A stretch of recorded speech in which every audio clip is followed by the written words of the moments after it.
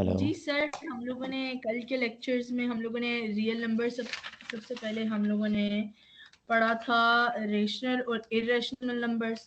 उसके बाद आपने हम लोगों को बताया था रोमन नंबर्स कैसे यूज होते हैं। उसके बाद आपने हमें रियल नंबर्स के बारे में इंट्रोडक्शन दिया था लिटिल बिट, और उसके बाद नंबर लाइन के बारे में आपने हमें बताया था। एंड देन हमें नंबर लाइन के बारे में आपने बताया था, और उसके बाद आपने प्रॉपर्टीज ऑफ रियल नंबर्स बताए थे, लाइक क्लोजर और फिर आइडेंटिटी, इनवर्स, और जो जो है ना वो सब बताए थे आपने। चलें खतीजा, आप रिवाइज कर दें कल का लेक्चर और ये बताएं रियल नंबर्स क्या होते हैं।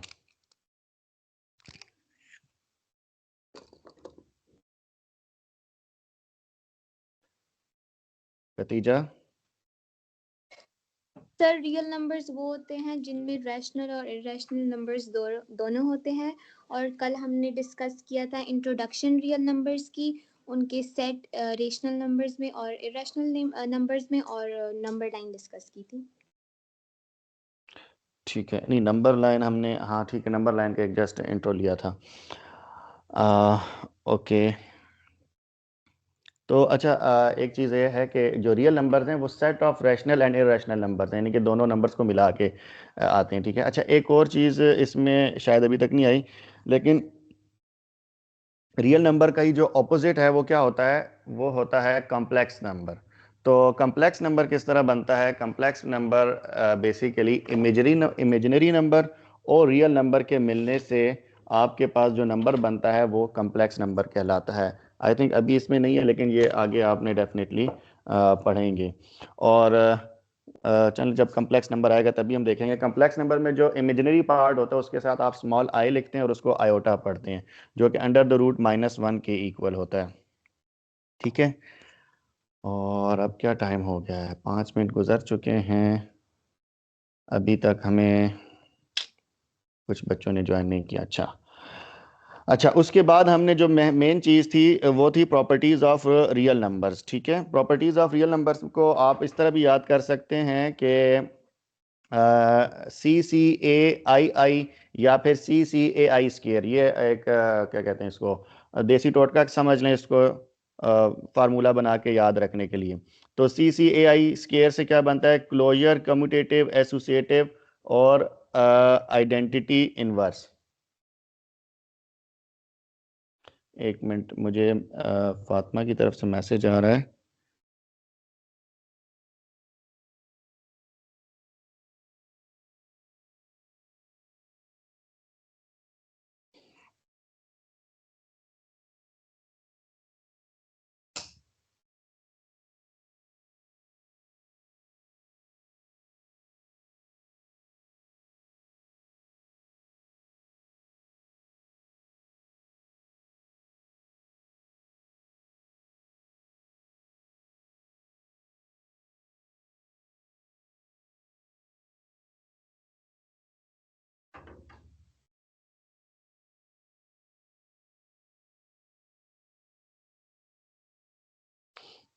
अच्छा, तो ये जो हमारे पास 5 प्रॉपर्टीज़ हैं वो है क्लोजर, कम्यूटेटिव, एसोसिएटिव और आइडेंटिटी एंड इनवर्स।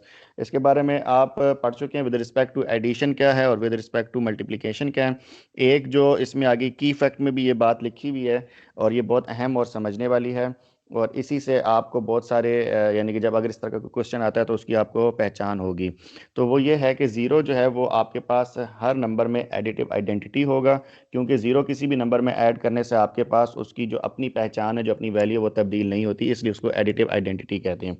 और इसी तरह वन जो है वो किसी भी नंबर का मल्टीप्लिकेटिव आइडेंटिटी है, क्योंकि कोई भी नंबर जब वन से मल्टीप्लाई होता है तो उसकी पहचान बाकी रहती है और वो उसकी वैल्यू वैसे ही रहती है, तो उसका मल्टीप्लिकेटिव आइडेंटिटी कहते हैं। ठीक है, और किसी भी नंबर का जो अपोजिट नंबर होगा, यानी कि अपोजिट साइन के साथ, यानी कि अगर ए है तो -a जो है वो उसका एडिटिव इनवर्स होगा, और किसी भी नंबर का रेसिप्रोकल नंबर, रेसिप्रोकल से मुराद ये है कि उसको अगर a है तो 1/a लिख देना, और अगर 1/a है तो उसको a लिख देना, यानी कि उसको डिवाइड को मल्टीप्लाई और मल्टीप्लाई को डिवाइड की फॉर्म में कन्वर्ट कर देने को रेसिप्रोकल कहते हैं। तो हर नंबर का अपना जो रेसिप्रोकल है वो क्या कहलाता है, वो उसका मल्टीप्लिकेटिव इन्वर्स कहलाता है। मल्टीप्लिकेटिव इन्वर्स के नतीजे में आपके पास आंसर जो है वो हमेशा 1 आएगा, और एडिटिव इन्वर्स के नतीजे में आपके पास आंसर हमेशा 0 आएगा। तो आइडेंटिटी और इन्वर्स को तो याद रखने की जो ट्रिक है वो ये है।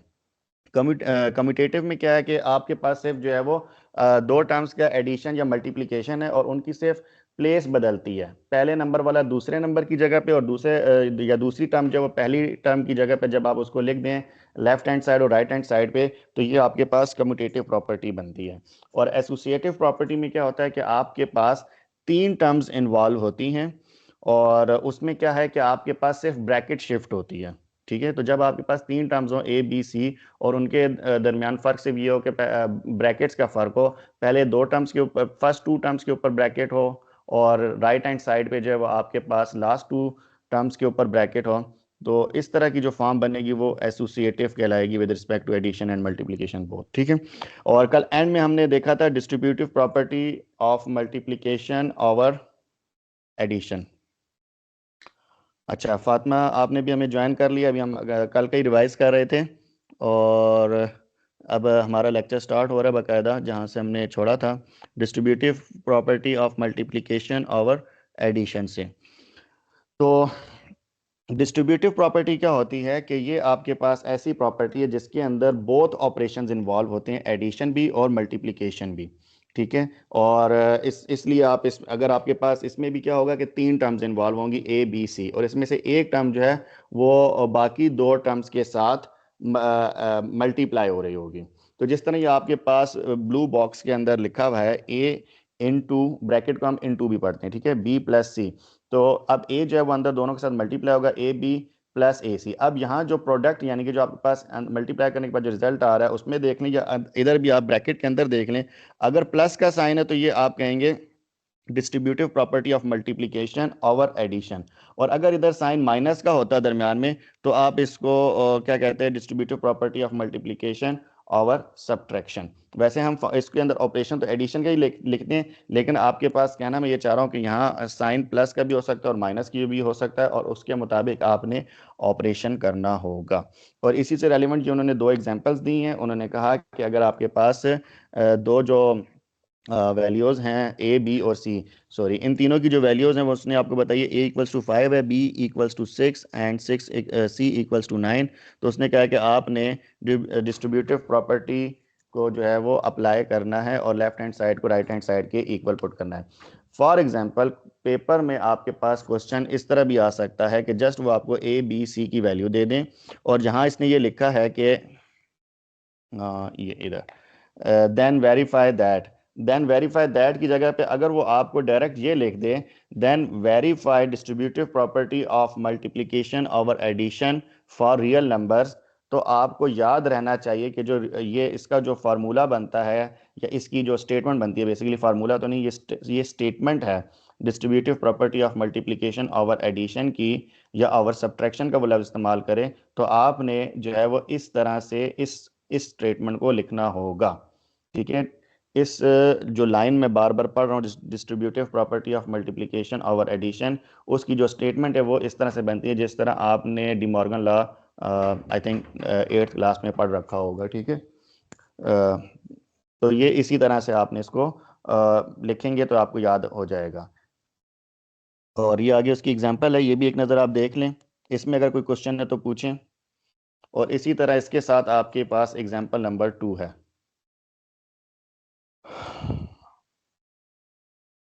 Excuse me sir. जी जी सर यहाँ पे जैसे आपने कहा है, यहाँ पे distributive property over multiplication of multiplication over addition है, right? So distributive property multiplication over subtraction वो कैसे होगी, लाइक उसका वो कहाँ पे उसमें ये होगा, चलेगा?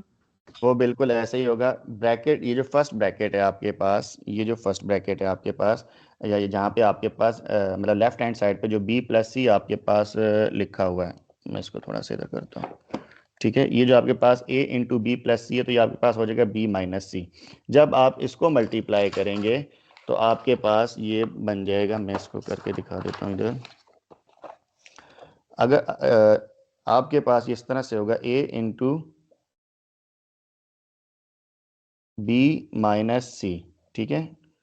डिस्ट्रीब्यूटिव प्रॉपर्टी ऑफ मल्टीप्लिकेशन और सब्ट्रैक्शन के लिए आपके पास ये इस तरह से लिखा होगा a इंटू बी माइनस सी, और जब आप इसको मल्टीप्लाई करते हैं तो आपको पता है कि जो ब्रैकेट के बाहर वाली टर्म होती है वो ब्रैकेट के अंदर वाली टर्म से बारी बारी मल्टीप्लाई होती है। तो जब a b से मल्टीप्लाई होगा तो ये हो जाएगा आपके पास ए बी, दरमियान में साइन माइनस का है, या ऑपरेटर इसको बोलेंगे, ऑपरेटर जो है वो माइनस का है, यानी कि सब्ट्रैक्शन है, तो इधर आप माइनस का साइन डालेंगे, एंड देन a जो है वो c से मल्टीप्लाई होगा तो ये आपके पास हो जाएगा a इंटू सी, राइट। तो ये अब आपके पास क्या है, ये है distributive property of real numbers of multiplication और सब्ट्रैक्शन। ओके सर, लेकिन जैसे हम लोगों ने कल क्वेश्चन नंबर 2 में लास्ट पार्ट किया था, उसमें distributive property of multiplication over subtraction लिखा हुआ था। लाइक मैं सोच रही थी कि वो सब्ट्रैक्शन होगा लेकिन एडिशन था, तो वो कैसे एडिशन था? कल हमने कौन सा क्वेश्चन किया था? हमने कल क्वेश्चन नंबर 2 किया था जी, उसका लास्ट पार्ट, उसका लास्ट पार्ट 6। एक यस मिनट, क्वेश्चन नंबर 2 का लास्ट पार्ट तो जो था जी वो सब्ट्रैक्शन था। अच्छा, आपका ये इधर है, और मैं कल वाला नोट्स निकाल लेता हूँ सब।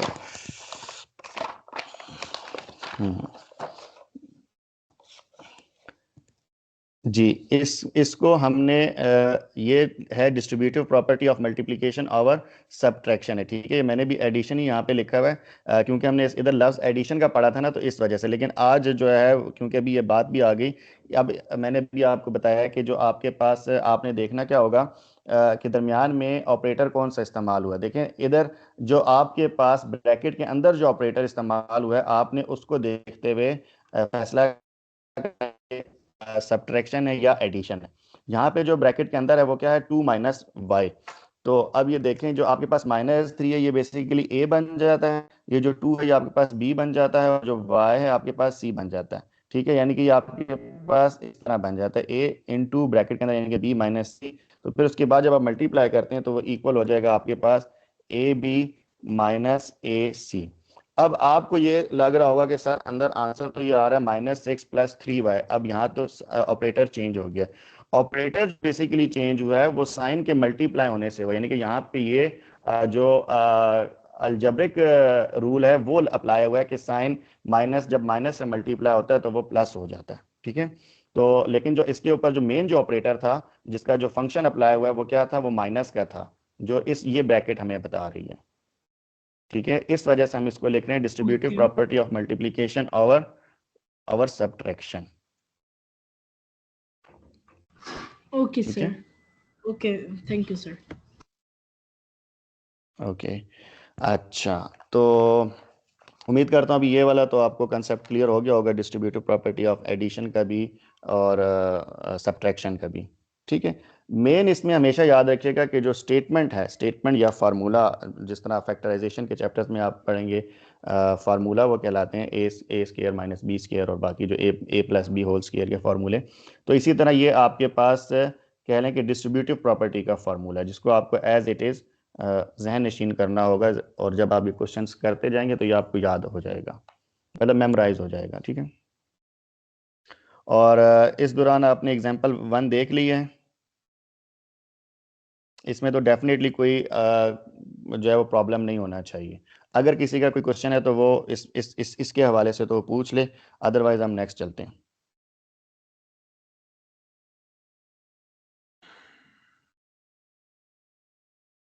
आयशा, आपने हैंड रेज किया हुआ है।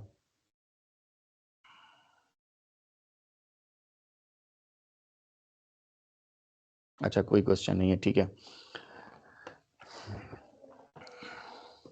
एग्जाम्पल 2 में भी उसने क्या किया है कि डिस्ट्रीब्यूटिव प्रॉपर्टी को ही सिंप्लीफाई किया है, और इसमें आपको उसने जो है वो बेसिकली जब उसने इसमें क्या है कि आपके पास 32 है और अंदर आपके पास फ्रैक्शन में 1/8 + 1/4 है, यानी कि ए आपके पास 32 बन रहा है, और जो 1/8 है ये आपके पास बी बन रहा है, दरमियान में ऑपरेशन प्लस का है, यानी कि ये आवर एडिशन होगा, distributive property of multiplication over addition, +1/4 है। अब 32 को वो अंदर जब मल्टीप्लाई करता है तो पहले 32 मल्टीप्लाई होगा 1/8 से, फिर दरमियान में आपके पास प्लस का साइन आएगा, देन अगेन 32 जो है वो मल्टीप्लाई होगा 1/4 से, एंड देन अब इसने इसको सिंप्लीफाई किया, यानी कि 8 को 32 पे डिवाइड 32 को 8 पे डिवाइड किया, 8 1 ज़ा 8 एंड 8 4 ज़ा 32, ठीक है, 4 8 32।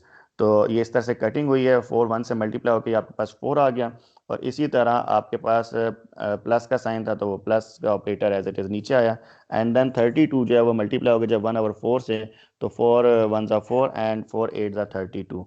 तो ये आपके पास इस तरह कटिंग होने के बाद 8 1 से मल्टीप्लाई हुआ तो 8 आ गया, ठीक है, 4 + 8, और इन दोनों को ऐड करने से आपके पास आंसर 12 आता है। तो इस तरह से ये आपके पास ये सिंप्लीफाई हो गया, ठीक है।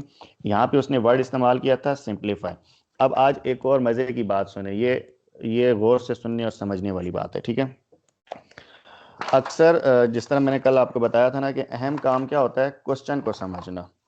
तो आपने अक्सर जो आपके पास देखें, ये तो अभी बुक है ना, बुक में तो आपको पता है कि कौन सी एक्सरसाइज पढ़ी जा रही है, इसके पीछे की पूरा आपको बैकग्राउंड, पूरी कहानी आपको पता है, इसलिए आपको समझ आ रहा है कि क्वेश्चन नंबर 2 को कैसे सॉल्व करना है, क्वेश्चन नंबर 3 को कैसे सॉल्व करना है। लेकिन जब आपके पास पेपर में क्वेश्चन आता है तो वहाँ आप बच्चे क्यों कंफ्यूज हो जाते हैं, वो इस वजह से कंफ्यूज हो जाते हैं। अक्सर किसी क्वेश्चन के ऊपर आपके पास लिखा हुआ होगा सिंप्लीफाई, किसी क्वेश्चन के ऊपर आपके पास लिखा हुआ होगा सॉल्व, ठीक है। अच्छा, सिंप्लीफाई में आपने क्या करना होता है कि आपको एक एक्सपेंडेड फॉर्म दी हुई होती है, जिस तरह भी इस क्वेश्चन के अंदर आपके पास ये जो फॉर्म दी हुई थी, इसको जब आप एक, यानी कि आपके पास 3 से 4 टर्म्स इन्वॉल्व हो और उनके दरमियान ऑपरेटर हो, और एक यानी कि एक पूरी इक्वेशन या एक पूरी स्टेटमेंट बनी हुई, जिस तरह यहाँ पे आपके पास थी, तो जब आप इसको मल्टीप्लाई करने के बाद, मल्टीप्लाई या इसके अंदर जितने भी ऑपरेटर इन्वॉल्व हों, उनके तमाम ऑपरेशन करने के बाद जब आप उसको एक सिंगल टर्म में आंसर लिखते हैं ना, तो वो बेसिकली सिंप्लीफिकेशन कहलाता है, ठीक है। तो जब आपके पास आंसर सिंगल टर्म में आ रहा हो या उसकी लोएस्ट फॉर्म, एक और वर्ड इस्तेमाल होता है लोएस्ट फॉर्म, तो वो जब आपके पास क्या कहलाता है, सिंप्लीफिकेशन या सिंप्लीफाई। अक्सर क्वेश्चन के एंड में जब सिंप्लीफाई लिखा होगा तो बेसिकली आपने उसको, उसके अंदर जितने भी ऑपरेटर मौजूद होंगे वो ऑपरेटर अप्लाई करते हुए आपने उसको सिंगल फॉर्म में या लोएस्ट फॉर्म में लेकर आना है। सॉल्व का क्या मतलब होता है? सॉल्व का मतलब ये होता है कि जब आपके पास कोई स्टेटमेंट लिखी हुई हो तो फिर आपने उसमें भी क्या करना है, और इसमें एक और चीज़ ख़ास ये भी है कि अमूमन जब सॉल्व लिखा हुआ होगा तो उधर आपके पास कोई ना कोई वेरिएबल इन्वॉल्व होगा। जिस तरह अगर आपके पास कोई टर्म आती है लिखी हुई 2x + 5 = 3, तो अब इसका मतलब ये है कि आपने इधर सॉल्व का मतलब है कि जो आपके पास अननोन वेरिएबल शामिल है इस इक्वेशन या इस स्टेटमेंट में, उसकी वैल्यू मालूम करनी है। तो इसको आप जो है वो सॉल्व करते हुए क्या करेंगे, जो इक्वालिटी के रूल्स हैं या अलजेब्रिक रूल्स हैं वो अप्लाई करेंगे कि 2x इक्वल हो जाएगा 3 और ये +5 दूसरी तरफ जाके माइनस होगा तो ये -5 हो जाएगा, एंड देन आपके पास यहाँ पे x ही रहेगा, 3 - 5 आप करेंगे तो ये आपके पास क्या बनेगा, -2, और यहाँ वाला जो 2 मल्टीप्लाई हो रहा था, इधर जो 2 मल्टीप्लाई हो रहा है वो नेक्स्ट स्टेप में इधर इसके साथ जाके डिवाइड हो जाएगा, एंड देन 2 2 से कटेगा और x जो है वो आपके पास -1 इसका आंसर आ जाएगा। अब ये जो आपने एक वैल्यू निकाली, एक जो आंसर निकाला, इसको कहते हैं सॉल्व या सोल्यूशन, ठीक है। तो ये एक फ़र्क था क्वेश्चन को समझने में और पेपर की स्ट्रेटेजी को समझने में, ठीक है। नेक्स्ट आपके पास जो आर्टिकल है और इसी से रेलेवेंट हम अभी नेक्स्ट जो क्वेश्चन करेंगे, पहले मैं आपको जी एक बार वो दोबारा दिखा दें। एक सिंप्लीफायर का मतलब लोएस्ट फॉर्म होता है, दूसरे का क्या होता है? दूसरे का मतलब होता है कि इक्वेशन में मौजूद अननोन वेरिएबल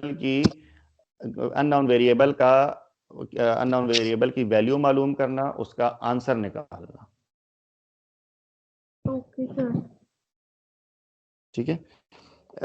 यानी कि सॉल्व करना, उसके अंदर जो भी इक्वेशन है उसको सॉल्व करके उसका या तो प्रोडक्ट में आंसर निकालना है। जिस तरह फॉर एग्जांपल अगर कोई आपके पास परसेंटेज का क्वेश्चन होगा कि जी 4 बच्चों ने मैथ्स में मुख्तलिफ नंबर लिए, ठीक है, और फिर अब आपने उनकी परसेंटेज निकालनी है या एवरेज निकालनी है, तो जब वो आप उस पे क्या है कि जब आप परसेंटेज का फार्मूला लगा के आप हर स्टूडेंट के अलग अलग जब आप उसका रिजल्ट मालूम करेंगे तो वो बेसिकली उसकी एक वैल्यू कहलाती है ना। तो ये भी आपके पास क्या कहलाएगा, सॉल्व या सोल्यूशन।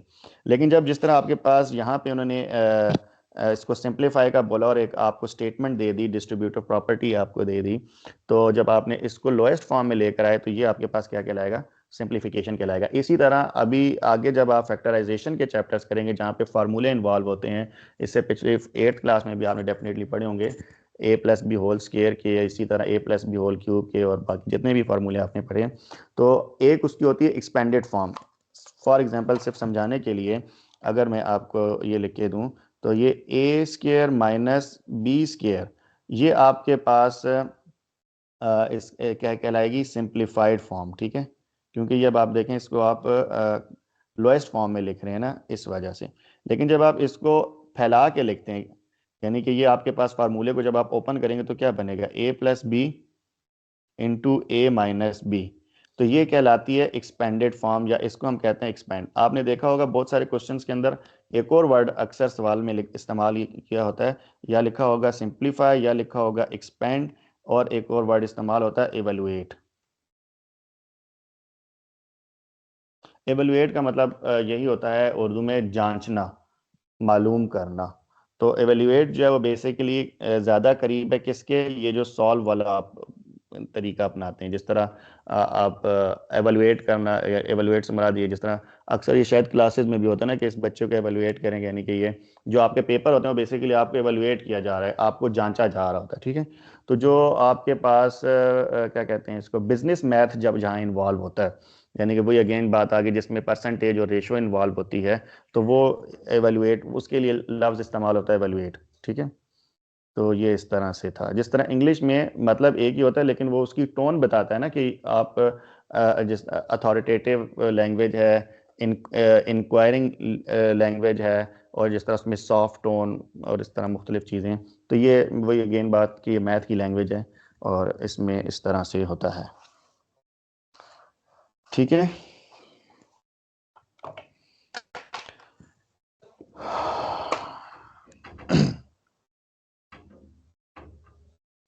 अच्छा, नेक्स्ट हमारा टॉपिक है properties of equality and inequality of real numbers.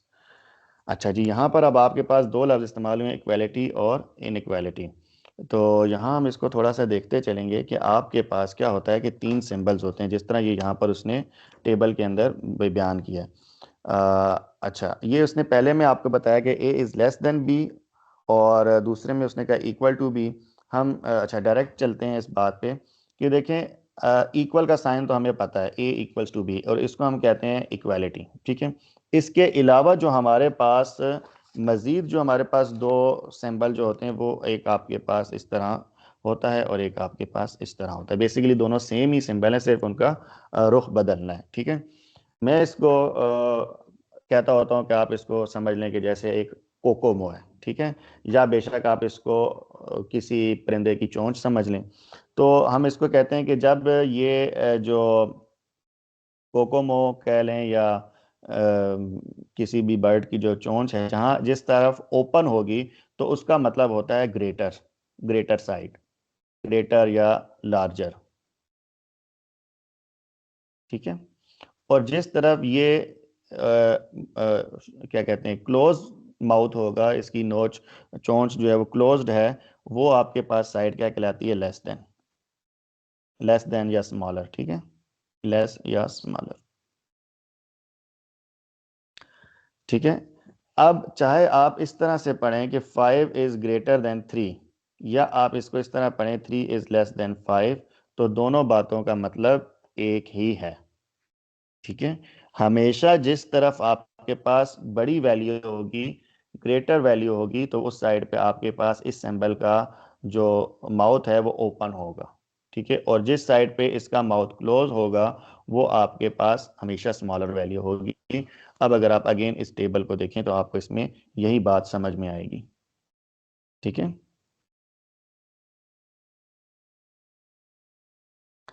और इससे नेक्स्ट 2 लाइंस के अंदर वो बताता है ओके सर। कि अगर जी नहीं, ओके, आई अंडरस्टैंड। अच्छा ठीक है, मैं आगे चलता हूँ। अच्छा, अगली दो लाइंस में वो यही बात बता रहा है कि अगर आपके पास दो रियल नंबर्स हैं ए और बी, तो वो कहता है कि उनके दरमियान जो है वो ये तीन ही पॉसिबल स्टेटमेंट ट्रू हो सकती हैं। या तो ए बी से छोटा होगा, या ए बी से बड़ा होगा, यानी कि या बी, यानी कि या तो बी बड़ा होगा या ए छोटा होगा, या दोनों बराबर होंगे। दोनों में से कोई एक दूसरे से छोटा होगा, और तीसरी कंडीशन ये है कि वो दोनों या फिर बराबर हों। तो इसको इसी तरह इसने लिखा कि A is less than B, A is equals to B, और A is greater than B. तो ये तीन ही पॉसिबिलिटी बनती हैं दो रियल नंबर्स के दरमियान, और इस प्रॉपर्टी को नाम देते हैं ट्राइकोटॉमी प्रॉपर्टी। ठीक है, ट्राई मतलब वैसे भी तीन है, और टॉमी का मुझे वैसे मतलब पता तो नहीं है, लेकिन हम कह सकते हैं कि कंडीशंस। तो यही तीन कंडीशंस हमारे पास बचती हैं, तो इस वजह से इसको इसने ट्राइकोटॉमी प्रॉपर्टी का नाम दिया है। और अगली ये जो ब्लू कलर की बार है, इसमें वो ये बताता है कि जब कोई भी मैथमेटिकल स्टेटमेंट इक्वालिटी के साइन के साथ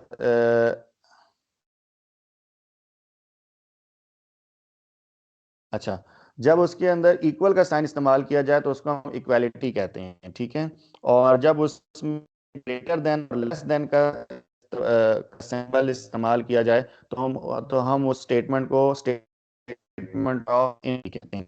तो यहाँ उसने बस यही बात आपको बताई है। देन जिस तरह कल आपने प्रॉपर्टीज ऑफ रियल नंबर्स पढ़े हैं, इसी तरह अब आपके पास अगेन दो मजीद टेबल्स आ रहे हैं, जो कि एक होगा properties of equality of real numbers, और दूसरा होगा properties of inequality of real numbers. तो अगर हम properties of equality of real numbers की बात करें, तो वो कहता है कि अगर आपके पास जो है वो तीन रियल नंबर्स हों ए बी और सी, तो उनके दरमियान जो प्रॉपर्टीज एग्जिस्ट करती हैं वो ये हैं कि ए, पहली प्रॉपर्टी का नाम उसने दिया रिफ्लेक्सिव। रिफ्लेक्सिव प्रॉपर्टी को वो इस तरह शो करता है कि जो आपके पास एक्चुअल जो आपके पास टर्म होगी, वही आपके पास इक्वल की दोनों साइड्स पर होगी। लेफ्ट हैंड साइड जो है वो ट्रूली इक्वल होगी राइट हैंड साइड की। ठीक है, तो वो आपके पास क्या कहलाएगी, ए रिफ्लेक्सिव कहलाएगी। जिस तरह यहाँ पे उसने लिखा ए इक्वल्स टू ए, और इसको इन अदर वर्ड्स आप यूं भी लिख सकते हैं कि 5 इज इक्वल्स टू 5। तो डेफिनेटली 5 हमेशा 5 के इक्वल ही रहेगा, यानी कि 5 अपने ही आप को शो करे। ये बिल्कुल ऐसा ही है कि दो जुड़वा भाई एक दूसरे के आमने सामने खड़े हों, तो वो रिफ्लेक्सिव कहलाता है। इंग्लिश के अंदर आपने रिफ्लेक्सिव नाउन का नाम पढ़ रखा होगा, वो जिस तरह जिसमें हम ही का जो रिफ्लेक्सिव नाउन आई थिंक होता है हिमसेल्फ होता है। आई मे बी रॉन्ग, बट जो मुझे अभी माइंड में आ रहा है वो इस तरह से जो जो चीज़ ये शो करती है कि ये इसी की है या इसी से बिलोंग करती है। ठीक है, तो रिफ्लेक्सिव का मतलब ये है कि अपना ही आप, या जो जो लेफ्ट हैंड साइड की वैल्यू है वही उसको, यानी कि जिस तरह मिरर के अंदर हम अपने आप को देखते हैं, तो वो हम उसको क्या कहते हैं, वो हम रिफ्लेक्ट कर रहे होते हैं ना, तो रिफ्लेक्ट से ये रिफ्लेक्सिव आया। ठीक है, याद रखने के लिए ये मैं आपको बीच में हिंट्स बता रहा हूँ। और नेक्स्ट प्रॉपर्टी है आपके पास सिमेट्रिक। सिमेट्रिक में आपके पास क्या होता है कि जब आपके पास अगर ए इक्वल है बी के, यानी कि आपके पास दो स्टेटमेंट होगी इसके अंदर कि अगर ए बी के इक्वल है, अब आपके पास इधर दो रियल नंबर्स इन्वॉल्व हो गए हैं, तो जाहिर बात है कि बी जो है वो ए से इक्वल होगा। जस्ट लाइक कि अगर अली और अहमद दो स्टूडेंट्स हैं, तो अली जो है वो अहमद का भाई है, तो अहमद भी तो अली का भाई हुआ ना। तो बिल्कुल इसी तरह इसमें आप देख लें कि दो रियल नंबर्स हैं, तो ए अगर बी के इक्वल है तो बी भी ए के इक्वल होगा। इसको हम कह रहे हैं सिमेट्रिक। ट्रांजिटिव में क्या है कि आपके पास अगर अब इसमें आपके पास क्या होगा कि तीन वेरिएबल्स या तीन आपके पास रियल नंबर्स इन्वॉल्व हो जाते हैं। तो अगर आपके पास ए बी के इक्वल है और बी सी के इक्वल है, तो डेफिनेटली जो है वो ए जो है वो सी के भी इक्वल होगा। अब वही अगेन इसमें आपके पास तीन स्टूडेंट्स इन्वॉल्व हो जाते हैं, आप अली, अहमद और अकबर कह लें। अगर अली अहमद का भाई और अहमद अकबर का भाई है, तो डेफिनेटली अली और अकबर भी आपस में भाई हैं। तो ये आपके पास क्या कहलाती है, प्रॉपर्टी ट्रांजिटिव कहलाती है। और ट्रांजिटिव का वर्ड इस तरह से भी याद रखें जिस तरह ट्रांसफ़र होता है ना, जैसे बड़ी क्लास के बड़े भाई की बुक्स जो हैं वो अगर उसका छोटा भाई नेक्स्ट क्लास में आ रहा हो तो वो उसको शिफ्ट हो जाती हैं। या जैसे वालदैन से जो उनकी वेल्थ होती है वो इनहेरिटेंस के तौर पे ट्रांसफ़र हो जाती है। तो यानी कि वो चीज़ एक ही ख़ानदान में आगे चलती रहती है, या जिस तरह जो भी मैंने एग्जांपल दी, तो इस वजह से इसको जो है वो हम ट्रांजिटिव का वर्ड इस्तेमाल कर रहे हैं। ये हिंट्स आपको बार बार दरमियान में इसलिए दे रहा हूँ ताकि वो लफ्ज़ आपके जहन में बैठ जाएं, जब आपके पास एक निशानी मौजूद होती है ना तो उसको याद रखना आसान हो जाता है। नेक्स्ट आपके पास जो प्रॉपर्टी है वो है एडिटिव। एडिटिव में आपके पास क्या है कि कहता है अब इसमें भी आपके पास तीन वैल्यूज शामिल हैं। कहता है कि ए और बी अगर आपके पास इक्वल हैं और एक थर्ड वैल्यू है जो दोनों में इक्वली जो है वो ऐड हो रही है, तो वो आपके पास तब भी क्या होगा कि दोनों साइड्स बराबर ही रहेंगी, क्योंकि ए और बी ऑलरेडी इक्वल है। अब सी जो है वो ए में भी प्लस हो रहा है और बी में भी प्लस हो रहा है, यानी कि इक्वल के लेफ्ट हैंड साइड पे भी इक्वल प्लस हो रहा है और राइट हैंड साइड पर भी प्लस हो रहा है, जबकि पहले ही वो दोनों जो साइड्स हैं वो बराबर हैं। तो उससे क्या होगा कि कोई फर्क नहीं आएगा और left hand side right hand side के ही इक्वल रहेगी। तो ये आपके पास क्या कौन सी प्रॉपर्टी है? Additive property of equality of real numbers है।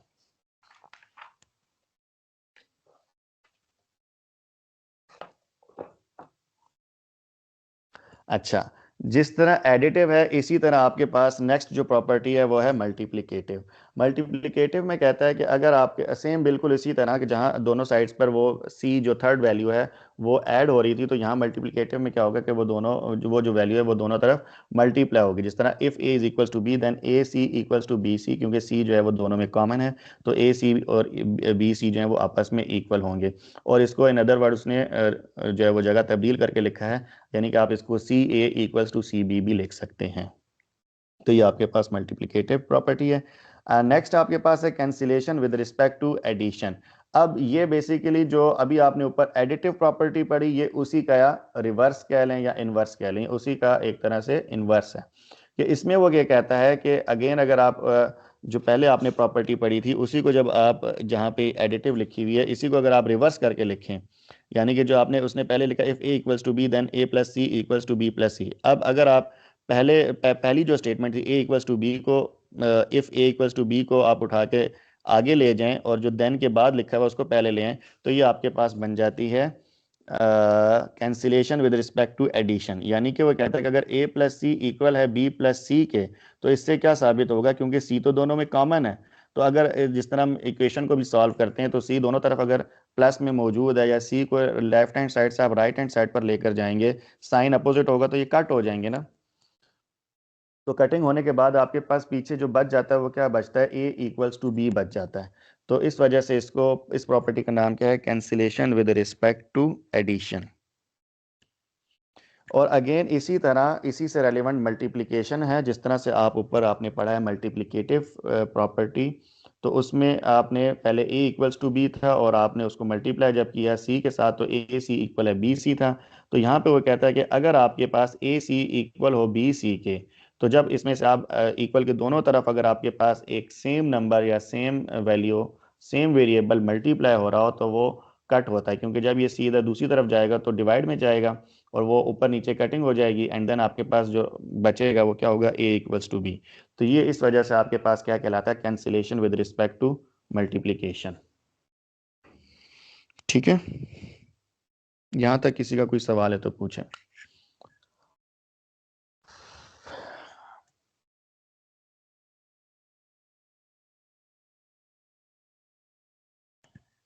किसी का कोई सवाल नहीं है?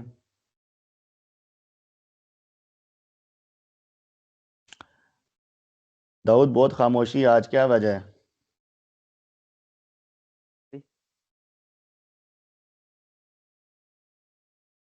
आवाज क्लियर नहीं आई आपकी।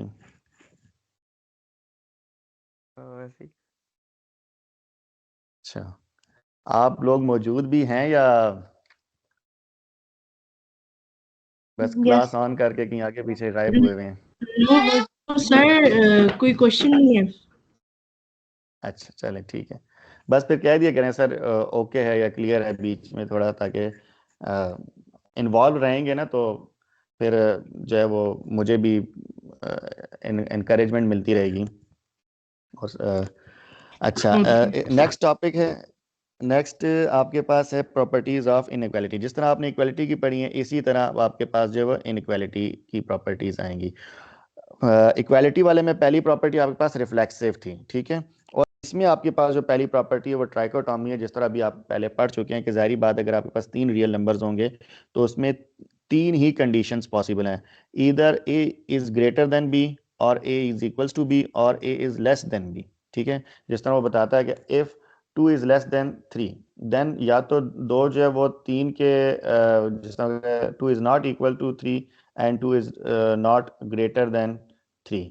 तो ये जो है वो आपको यानी कि इससे आपके पास अगर आपके पास एक कंडीशन फुलफिल हो रही हो तो उससे ये बताता है कि जो बाकी 2 कंडीशन हैं वो ख़त्म हो जाएंगी और तीनों में से कोई एक कंडीशन ही पॉसिबल है। तो इसको क्या कहते हैं? ट्राइकोटोमी प्रॉपर्टी ऑफ इनइक्वालिटी कहते हैं। नेक्स्ट इसमें आपके पास है ट्रांजिटिव प्रॉपर्टी। तो वो ये कहता है कि अगर ए जो है वो बी से लेस देन है तो इसका मतलब A is less than B and B is less than C. A B से छोटा है और बी जो है वो सी से छोटा है, तो इसका क्या मतलब हुआ कि ए जो है वो सी से भी छोटा होगा। अगेन अगर 3 स्टूडेंट्स हैं अली, अहमद और अकबर, अली अहमद से छोटा है, अहमद अकबर से छोटा है, तो इसका मतलब है कि सबसे बड़ा जो है वो कौन हुआ? अकबर हुआ, और अली जो है वो अकबर से भी छोटा है। अब यहाँ मज़े की बात भी इस एग्जाम्पल को देते हुए याद आ गई।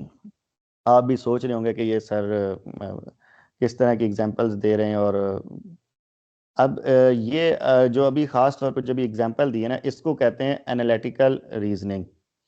जब आप मैट्रिक एफएससी के बाद या जब आप इंशाल्लाह 16 इयर्स एजुकेशन कंप्लीट करने के बाद अगर आप लॉ इन्फोर्समेंट एजेंसीज़ में जॉब के लिए जाते हैं, या जब भी कभी आप आईएसएसबी देने आर्मी में रिक्रूटमेंट के लिए जाएंगे, या कहीं भी इंटेलिजेंस रेलिवेंट आपके जब भी क्वेश्चंस आएंगे, तो उसमें इसी तरह के क्वेश्चन पूछे जाते हैं। और जब आपने अभी क्लास में भी शायद पढ़ा हो या उससे पहले भी, अमूमन इस तरह की ये जो आप 2 टॉपिक्स जिसको हम काफ़ी डीपली पढ़ रहे हैं, ये इतने डीपली नहीं पढ़े जाते। लेकिन अगेन मैथ्स जो है वो रियल लाइफ से बहुत क्लोज होती है। इसमें आपने एनालिटिकल रीजनिंग करनी होती है, आपने पैटर्न एनालिसिस करना होता है।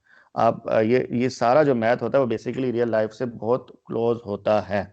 इसमें आप रूल्स पढ़ रहे होते हैं, अगर आप समझें तो उन्हीं को आप अपनी ज़िंदगी में अप्लाई करते हैं, तो वो आप के लिए सब कुछ अच्छा हो जाता है। आपको चीज़ों को समझ आना आसान हो जाता है। ठीक है। तो ये आपके पास बेसिकली एनालिटिकल रीजनिंग है, इस वजह से इस तरह से इन बातों को समझना ज़रूरी है। अच्छा, नेक्स्ट आपके पास क्या था? ट्रांजिटिव प्रॉपर्टी ही की हम बात कर रहे थे, और आगे उसने एग्जांपल भी आपको दिया कि अगर 3 जो है वो 5 से छोटा है और 5 जो है वो 7 से छोटा है, तो डेफिनेटली 3 जो है वो 7 से भी छोटा है। ठीक है। और जब आप, अच्छा एक और चीज़, अब अगली इस एग्जांपल के अंदर उसने क्या किया? माइनस का साइन अप्लाई किया। तो माइनस में क्या होता है कि जो आपके पास जो स्मॉलर डिजिट होगा, मैं वैल्यू का लफ्ज़ इस्तेमाल नहीं कर रहा यहाँ पे, हमें ख़ास एहतियात करनी चाहिए। स्मॉलर डिजिट जो है वो क्या होता है? 2 स्मॉलर डिजिट है, 5 जो है वो ग्रेटर डिजिट है। लेकिन जो -2 है वो क्या है? ग्रेटर वैल्यू है, और -5 जो है वो स्मॉलर वैल्यू है। ठीक है। क्योंकि अब यहाँ पे आपके पास नंबर लाइन का कंसेप्ट आता है। ठीक है। ये अभी हम आगे पढ़ेंगे भी नंबर लाइन को, लेकिन यहाँ ये जो आपके पास पिछले पेज पे, पेज नंबर 10 पे सबसे ऊपर आपके पास एक नंबर लाइन शो की गई है। इसमें आप ज़रा सिर्फ समझने के लिए गौर करें कि दरमियान में आपके पास 0 होता है। 0 से जो राइट साइड पे होते हैं वो आपके पास तमाम के तमाम पॉजिटिव नंबर होते हैं, और जो लेफ्ट साइड पे होती है वो नेगेटिव नंबर्स होते हैं। तो अब अगर आप -2 को देखें तो -2 जो है वो 0 से कम फासले पर है, और जो -5 है वो 0 से ज़्यादा फासले पे। इसलिए जो आपके पास ग्रेटर वैल्यू है, माइनस के अंदर जो जितना 0 के करीब होता है वो उतनी ग्रेटर वैल्यू होती है। जो -2 है ये आपके पास ग्रेटर वैल्यू कहलाएगी, और जो -5 है वो आपके पास स्मॉलर वैल्यू कहलाएगी। ठीक है। तो नेक्स्ट है हमारे पास एडिटिव प्रॉपर्टी ऑफ इनइक्वालिटी, जिसमें वो ये कहता है कि अगर ए बी से छोटा है तो देन ए प्लस सी जो है वो भी लेस देन बी प्लस सी होगा, क्योंकि अगेन सी जो है वो दोनों तरफ कॉमन है। तो इस वजह से आपके पास जो है वो लेफ्ट साइड जो है वो छोटी ही रहेगी राइट साइड से, ए क्योंकि सी से, या ए जो है वो बी से छोटा है, इस वजह से। ठीक है। तो ये आपके पास एडिटिव प्रॉपर्टी है। ये मैं इसलिए ज़्यादा डीपली यहाँ पे नहीं जा रहा, क्योंकि ये जब अभी हम क्वेश्चन करेंगे तो उसमें ये आ जाएगा, और टाइम हमारे पास कम है। हमें एक क्वेश्चन भी लाजमी कंप्लीट करना है जो इससे रेलिवेंट है आपका। और नेक्स्ट मल्टीप्लिकेटिव में भी सेम यही रूल अप्लाई हुआ है। और अच्छा, पहला मल्टीप्लिकेटिव उसने दो मल्टीप्लिकेटिव है। ठीक है। पहले में उसने ये बताया कि अगर आपके पास जो constant value, C for constant भी आप कह सकते हैं, यानी कि जो दोनों तरफ में इक्वल मल्टीप्लाई हो वो नंबर, अगर वो आपके पास जीरो से छोटा है यानी कि नेगेटिव वैल्यू होगी, जिस तरह यहाँ पे उसने लिखा होगा -4, तो जब आप -4 दोनों अतराफ में मल्टीप्लाई करेंगे, ये आगे आई थिंक की फैक्ट में भी ये बात लिखी हुई है। हाँ जी, ये जो नेक्स्ट पेज पे पेज नंबर 13 के ऊपर जो की फैक्ट है उसमें ये बात बताई हुई है, the inequality sign remains unchange if a positive number is multiplied to both the sides of an inequality. अगर आपका पॉजिटिव नंबर दोनों अतराफ हो इक्वालिटी के, तो फिर आपके पास जो इक्वालिटी है वो चेंज नहीं होता। ये आप जो इससे नेक्स्ट वाली जो मल्टीप्लिकेटिव आइडेंटिटी है, ये उसका कॉलम नंबर 1 2 3 4 5 नंबर 5 जो बनती है। सर आपकी आवाज काफी कट रही है। एक मिनट में अगेन यहाँ पे थोड़ा सा इशू आया, मैं इंटरनेट चेंज करके देखता हूँ।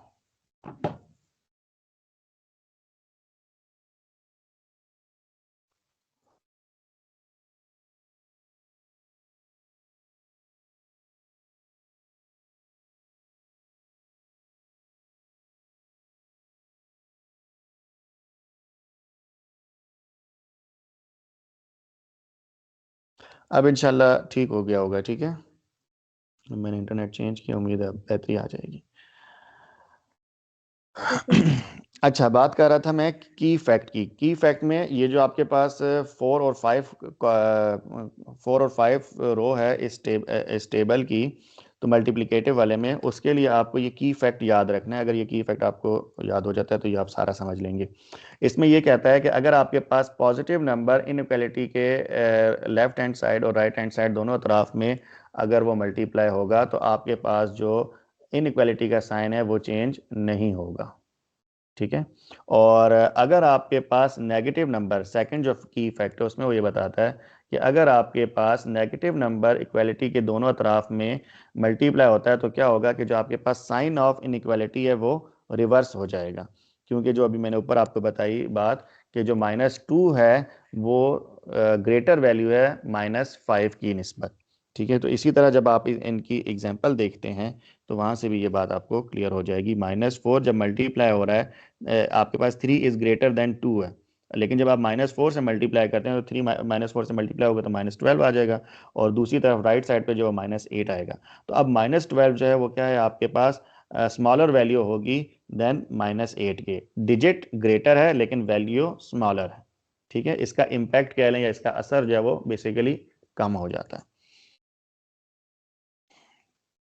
तो ये आपके पास मल्टीप्लिकेटिव का नेगेटिव साइन या नेगेटिव नंबर के साथ जब मल्टीप्लाई हो तो ये उसका रूल है।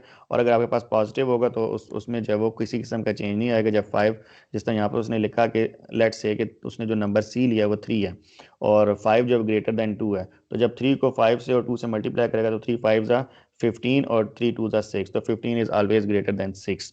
तो ये इस वजह से आपके पास इक्वालिटी का जो साइन है वो चेंज नहीं होता। ठीक है, नेक्स्ट आपके पास आता है cancellation with respect to addition and cancellation with respect to multiplication. ये ऑलमोस्ट बिल्कुल सेम है जैसा आपने इक्वालिटी की प्रॉपर्टी में पढ़ा है। तो ये कहता है कि अगर आपके पास a plus C is less than b plus C, तो देखें c दोनों तरफ कॉमन है, वो कट जाएगा, तो आपके पास क्या होगा कि बाकी सारी चीज़ सेम रहेगी, c सिर्फ इसमें कटिंग हो जाएगी, तो a जो है वो लेस देन b रहेगा। और इसी तरह अगर आपके पास ग्रेटर के साइन के साथ है तो आपके पास वो ग्रेटर ही रहेगा। इसकी सामने एग्जांपल भी उसने लिखी हुई है। तो यहाँ पे जो बात याद रखने की है वो ये है, कैंसिलेशन के अंदर आप जब वर्ड कैंसिलेशन का आएगा तो आपको याद रहेगा कि आपने उसमें बेसिकली करना क्या है कि जो आपके पास सेम टर्म होगी, सेम वैल्यू होगी, दोनों अतराफ में आपने उसको हज़फ कर देना है, यानी कि उसको आपने एक्सपंज कर देना है, ख़त्म कर देना है। पार्लिमानी ज़ुबान में हज़फ या एक्सपंज का वर्ड इस्तेमाल हम करेंगे। और बाकी जो आपके पास बचेगा वो एज इट इज़ रहेगा। और की फैक्ट इधर यही है कि आपके पास जो है वो साइन चेंज नहीं होता cancellation with respect to addition के अंदर। ठीक है, जी सर, लेकिन जब जी जी ये जो ऊपर वाला थर्ड है जिसमें लिखा है if 2 is less than 3 then 1/2, इसके अंदर 1/2 ग्रेटर कैसे 1/3 से, क्योंकि पहले तो साइन दूसरी तरफ था, फिर दूसरी तरफ कैसे हुआ? अच्छा, अब एक यहाँ पे देखिए ऊपर उसने वर्ड इस्तेमाल किया था, मैं नेगेटिव वर्ड नेगेटिव का लफ्ज़ इस्तेमाल कर रहा था, लेकिन उसने लफ्ज़ इस्तेमाल किया था लेस देन ज़ीरो। ठीक है, अब देखें ये जो आपके पास 1/2 है, इसको जब आप सॉल्व करते हैं तो ये आपके पास क्या बनता है, ये आपके पास बनता है 0.5। ठीक है, जो 1/2 है वो आपके पास क्या बनेगा 0.5, और जो 1/3 है उसको जब आप डिवाइड करके देख लें बेशक कैलकुलेटर पे, तो ये आई थिंक बनता है 0.33। ऐसा ही है, तो देखें 0.5 बड़ा है कि 0.33 बड़ा है। 0.5 बड़ा है ना, क्योंकि ये एक तो पॉजिटिव नंबर है और ये क्लोजर टू 1 है। ठीक है, तो इस वजह से ये आपके पास इसके 0.5 की तरफ ग्रेटर का साइन आएगा और 0.33 की तरफ स्मॉलर का साइन आएगा। तो अब अगेन अगर आप इसको डेसिमल के बजाय फ्रैक्शन फॉर्म में लिखें तो ये आपके पास 1/2 बनता है और ये आपके पास 1/3 बनता है। ठीक है, थैंक यू। और सर मैंने ये कहना था कि जो है ना हमारे पास चैप्टर नंबर 10 वो काफी ज्यादा मुश्किल है क्योंकि उसमें ज्योमेट्री वगैरह है ना, तो अगर आपके लिए इजी हो तो आप पहले वो करवा दीजिएगा कल या परसों या किसी भी दिन। असल में उससे थोड़ा सा नहीं, अगर हम एक पैटर्न पे चलेंगे ना तो ज़्यादा इजी रहेगा, और वो जब हम उसका नंबर आएगा तो मैं इंशाल्लाह आपको बहुत अच्छे से कराऊंगा, आपको वो क्लियर रहेगा। लेकिन अगर हम दरमियान में आगे पीछे स्किप करेंगे ना तो एक तो सबका भी और आपका भी, मतलब आपके अकेले अपने लिए भी इस चीज़ को अंडरस्टैंड करना मुश्किल हो जाएगा, और बाकियों के लिए भी जो है ना वो ठीक नहीं रहेगा। मेरी बात ज़रा समझें इस तरह से कि आप ये समझें, जो आप ट्यूशन पढ़ रहे हैं इसमें बेसिकली आप पेपर की तैयारी कर रहे हैं। आप ये यूँ समझें कि इस क्लास में जो जा रहा है वो एक आपको ओवरव्यू हो जाता है, उससे आपने इस क्लास के लिए आपने क्वेश्चन अपने तैयार कर लेने होते हैं, और जब आप ये जो क्लास होती है इसमें आप ज़्यादा से ज़्यादा क्वेश्चन करें, और यूँ समझें कि यहाँ अब आपकी जो है ना पेपर की रिवीजन हो रही है, जो अब आपका ज़ाहिर बात है सेकंड टर्म होगा तो उसी से रेलेवेंट सिलेबस है ना ये सारा, तो उसके लिए आपकी एक तरह से रिवीजन हो रही है। तो आप पेपर के पॉइंट ऑफ व्यू से टेंशन ना लें, स्कूल के हिसाब से बेशक चलते रहें, और आप यही अपने माइंड को इस बात ये जस्टिफाई करते हुए रिलैक्स रखें कि ऑल इज़ वेल, बिकॉज आपकी पीछे से रिवीजन होती चली जा रही है। ठीक है, ओके। ठीक है। अच्छा, आखिरी प्रॉपर्टी है इसकी cancellation with respect to multiplication, cancellation with respect to multiplication, और इसमें वो कहता है कि अगर आपके पास A C less than B C है तो and C is greater than zero. अच्छा, अगेन अब इसने क्या लफ्ज़ इस्तेमाल किया कि सी जो है वो क्या है ग्रेटर देन ज़ीरो, यानी कि पॉजिटिव है। तो वो कहता है कि आपके पास क्या होगा, ए जो है वो लेस देन बी हो जाएगा। ये कैसे, सामने उसकी रीज़न लिखता है कि इफ़ 2 मल्टीप्लाई बाय 3 एक तरफ और दूसरी तरफ जो है 4 मल्टीप्लाई बाय 3 है, तो जब उसको वो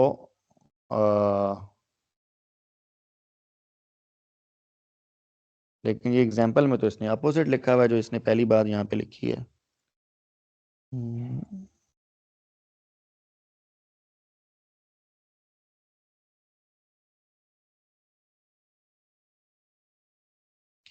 अच्छा सॉरी, रुख बदल रहा है, लेकिन जो है वो हमने ये नहीं देखना कि किस रुख इसका इसका क्या है, हमने ये देखना है स्मॉलर और ग्रेटर के ऊपर हमने फर्क जो है वो फोकस करना है। ठीक है, जिस तरह उसने लिखा है A C is less than B C, okay, यहाँ पे उसने लिखा है 2 मल्टीप्लाई बाय 3, और इधर उसने जो इस साइड पे जो रुख है वो क्या है लेस देन का है।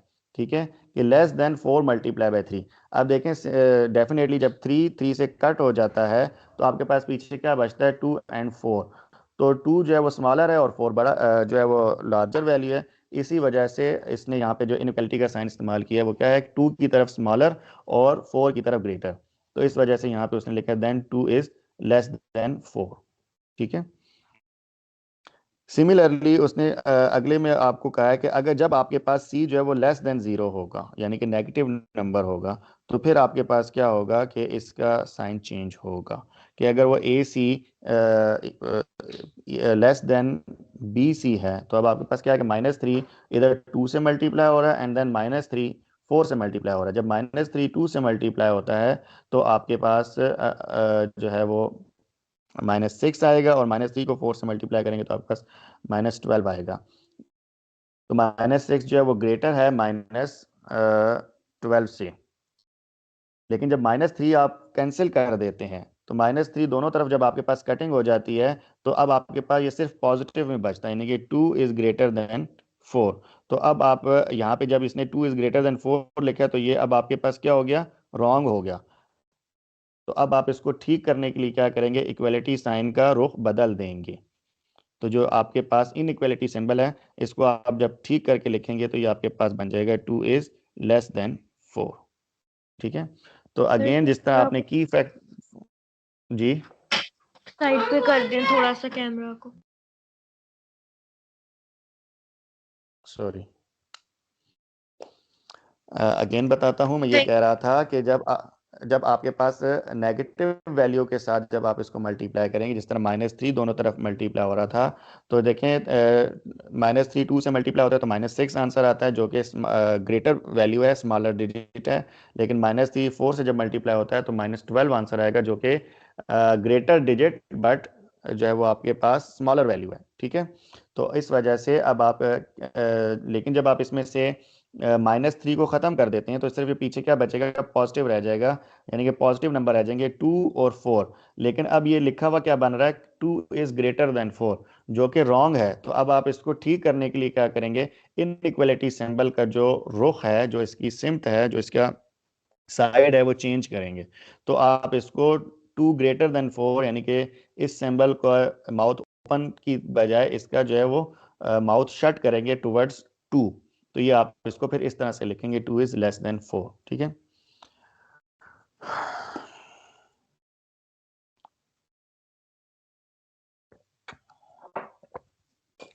तो ये आपके पास था इनइक्वालिटी की प्रॉपर्टीज। अब हम जल्दी से क्वेश्चंस की तरफ चलते हैं। अगेन टाइम हमने थोड़ा ज़्यादा ले लिया आज, कोशिश करता हूँ कि मैं इसको अच्छे से और जल्दी से समराइज कर दिया करूँ। क्वेश्चन मैं पहले से आपके लिए लिख कर लाया हूँ। ठीक है। और सवाल आपके पास ये है क्वेश्चन नंबर 4, जिसमें आपने क्या करना है कि identify the properties of equality and inequality of real numbers that justifies the statement. अब अगेन यहाँ पे लव स्टेटमेंट का इस्तेमाल किया है। जो आपके पास इक्वल के साथ एक तरतीब में जब आपके पास लिखा हुआ हो तो उसको हम या इक्वेशन पढ़ते हैं या हम उसको स्टेटमेंट पढ़ते हैं। यहाँ पे उसने खुद ही बता दिया कि ये स्टेटमेंट्स हैं और हमने इसको जस्टिफाई करना है। और इक्वालिटी की प्रॉपर्टीज़ कहाँ इन्वॉल्व होंगी, जहाँ जहाँ पे उसने इक्वालिटी के सिंबल इस्तेमाल किए हैं, जैसा कि पहले 3 पार्ट्स में उसने इक्वालिटी के सिंबल इस्तेमाल किए हैं। तो लिहाजा ये जो आपके पास क्या कहलाएंगे, प्रॉपर्टीज़ ऑफ इक्वालिटी इसमें इन्वॉल्व होंगी, और आखिरी के जो आपके पास 5 हैं वो प्रॉपर्टीज़ ऑफ इनइक्वालिटी इसमें आएंगी। तो पहली जो आपके पास प्रॉपर्टी बनती है वो आपके पास क्या बनती है,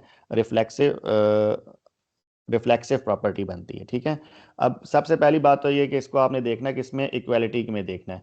अगर आप सामने अपने पास इक्वालिटी का टेबल ओपन करके रखें तो उसमें आपके पास क्या था, ए इज इक्वल्स टू ए, यानी कि आपके पास दोनों साइड पे बिल्कुल सेम थे। तो 9x इक्वल है 9x के, ये किसको शो कर रहा है, रिफ्लेक्सिव प्रॉपर्टी को शो कर रहा है। तो इसके सामने मैं लिख रहा हूँ रिफ्लेक्सिव। ठीक है।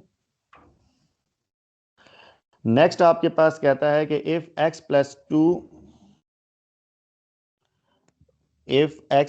Equals to Y and y equals to 2x minus 3। अब दोनों जो है वो एक सेम वेरिएबल के इक्वल हैं, यानी कि लेफ्ट हैंड साइड, इसकी लेफ्ट हैंड साइड इक्वल है y के, और दूसरे की राइट हैंड साइड जो है वो y के इक्वल है, यानी कि दोनों में y कॉमन है। तो अगर हम y को दरमियान से हटा दें तो दोनों बाकी चीज़ें जो है वो एक दूसरे के इक्वल हो जाती हैं, यानी कि इक्वेशंस आपस में दोनों इक्वल हो जाएंगी। x प्लस टू इक्वल हो जाएगा 2x माइनस 3। ये आपके पास सेम उसी तरह जिस तरह a is equals to b and b is equals to c था, तो हम उसको लिखते थे कि a is equals to c।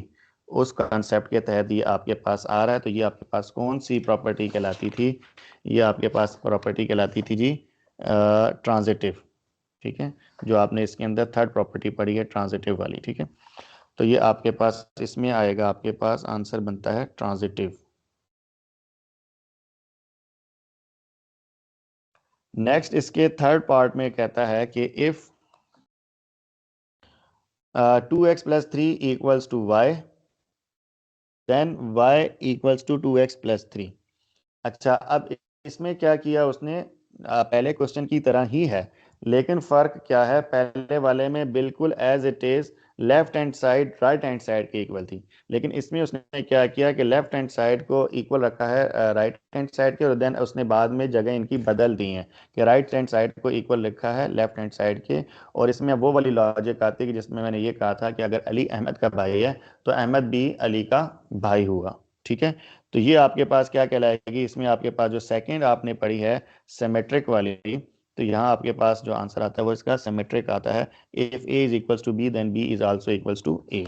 तो ये आपके पास प्रॉपर्टी ऑफ इक्वालिटी जो है वो कौन सी है, सिमेट्रिक। अच्छा, मैं सिर्फ इनके आगे नाम लिख रहा हूँ, लेकिन अगर आप इसको पूरा लिखेंगे तो ये आप लिखेंगे reflexive property of equality, transitive property of equality, and इसी तरह symmetric property of equality. Right. अच्छा, नेक्स्ट जो आपके पास तीन प्रॉपर्टीज हैं वो हैं जी इनइक्वालिटी की। तो हम इनइक्वालिटी का टेबल भी ओपन कर लेते हैं, और पहले में वो आपको कहता है कि आपके पास क्या है question, if 3 is less than 4 then -3 is greater than -4।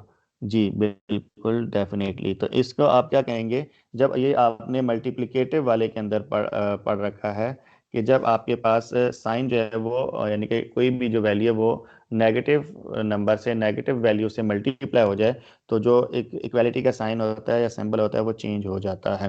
तो ये जो आपने फोर्थ रो जो है वो इस टेबल की जो फोर्थ रो है बुक की प्रॉपर्टीज ऑफ इनइक्वालिटी में, तो ये इस कॉन्सेप्ट के तहत यहाँ पे आप देख सकते हैं। तो इधर जो है वो ये वाला रूल अप्लाई हुआ है, लिहाजा इसको आप क्या लिखेंगे, मल्टीप्लिकेटिव प्रॉपर्टी।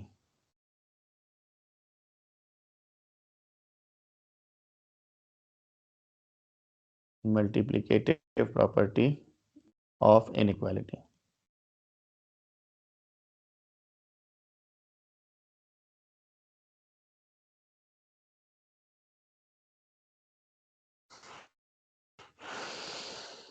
अच्छा, नेक्स्ट है फिफ्थ कि if 2y plus 2w equal है p and p is equals to 50 then.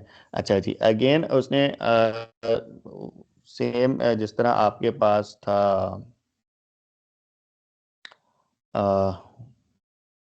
Option 2 जो थी ट्रांजिटिव वाली, तो ये भी बिल्कुल उसी तरह है कि ट्रांजिटिव प्रॉपर्टी ऑफ इनइक्वालिटी इसमें आएगा कि जब आपके पास a जो है वो b के इक्वल है और b जो है वो c के इक्वल है, तो a और c जो है वो आपस में क्या होंगे, इक्वल होंगे।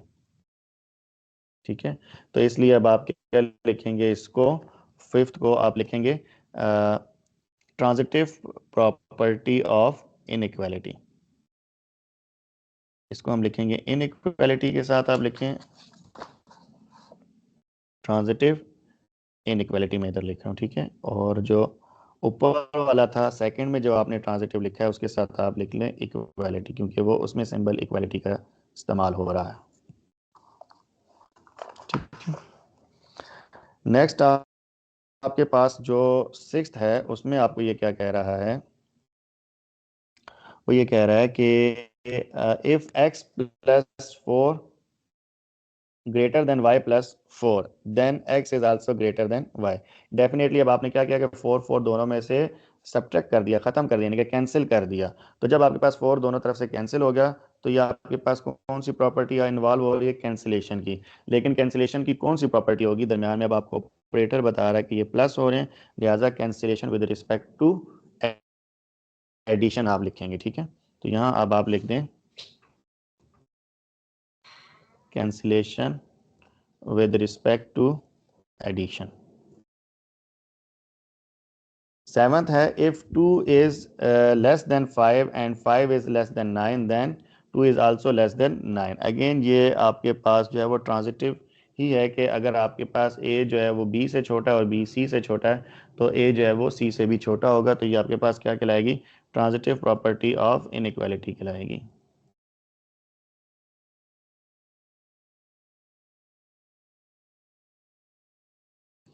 और नेक्स्ट आपके पास एट्थ है कि if -18 is less than -16 then 9 is greater than 8। अब इसमें आपके पास क्या हुआ है कि आप बेसिकली ये आपके पास माइनस वाले सिंबल के साथ मल्टीप्लाई हुआ, यानी कि ये यहाँ पे आपके पास जो है वो कैंसिलेशन प्रॉपर्टी ऑफ मल्टीप्लिकेशन आई है।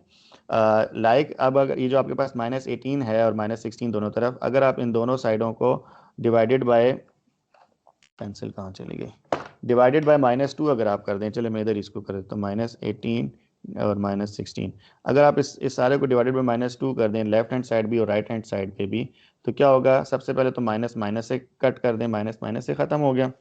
एंड देन उसके बाद आपके पास क्या होगा कि 2 1 2 एंड 2 9 18 एंड 2 1 2 एंड 2 8 16। तो ये जब आपके पास फॉर्म बनती है वो बन रही है कि जी 9 इज़ लेस देन 8, यानी कि ये इस तरह का सिंबल बन रहा है जिसको हम पढ़ेंगे तो 9 इज़ लेस देन 8 लिखा हुआ है, जो कि रॉन्ग है। तो अब क्या होगा कि आपके पास इनइक्वालिटी का सिंबल जो है वो इसका रुख बदल जाएगा, ठीक है। तो सिंबल जो है वो अब आप इसको लिखेंगे 9 इज़ ग्रेटर देन 8। तो ये जो प्रॉपर्टी कहलाती है, क्या कहलाती है, cancellation with respect to multiplication, with respect to multiplication, मैं मल्टीप्लिकेशन का सिंबल इस्तेमाल करूँ। तो ये था आपका क्वेश्चन नंबर 4 एक्सरसाइज 1.1 का। अगर इसमें आपका कोई क्वेश्चन है तो जल्दी से पूछ लीजिए, अगली क्लास का टाइम हो गया है और बच्चे मुझे मैसेज कर रहे हैं।